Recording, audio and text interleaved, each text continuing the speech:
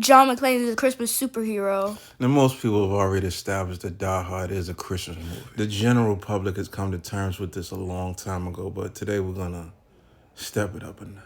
Jan, listen, I promise I will kick it up a notch. Dude's a superhero. A real superhero, Lauren, and we're gonna prove it to everybody today. And he got his own action figure too. And if you didn't know, the MCU has already done their version of Die Hard in a What If Christmas special. That's because he's super.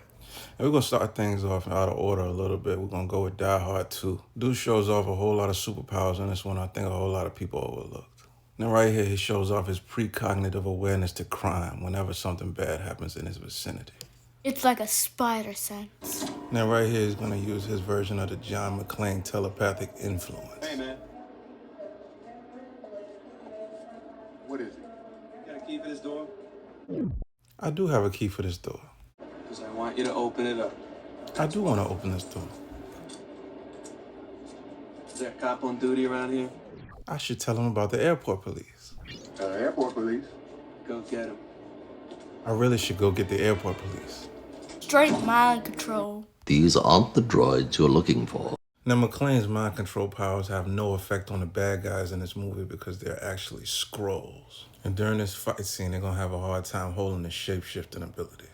Who is that? McClane must have shape-shifting abilities too, because for a second, this ain't even him that gets kicked off the screen. But then they both find a concentration and shift right back.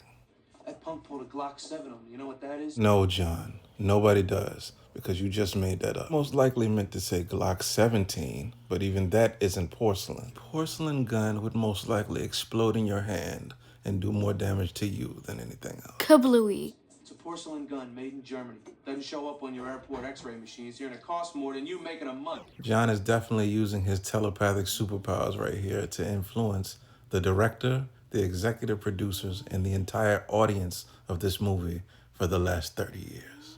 Superhuman strength.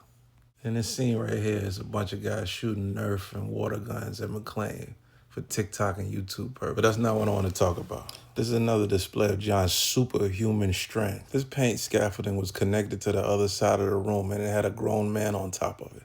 John just pushes it over like it's nothing. Now the supervillain in this movie says, "How many grenades you got?" And they say 3 each. Then he says, "Use them." So they're about to throw at least 9 grenades at John. That's a lot of grenades. But he's not worried at all because he has genius level intelligence. That means he's really smart. But look at this explosion though. He must have got these grenades from Oppenheimer. Rebel Alliance only needed 9 grenades to blow up both Death Stars. John definitely survives this because he's super.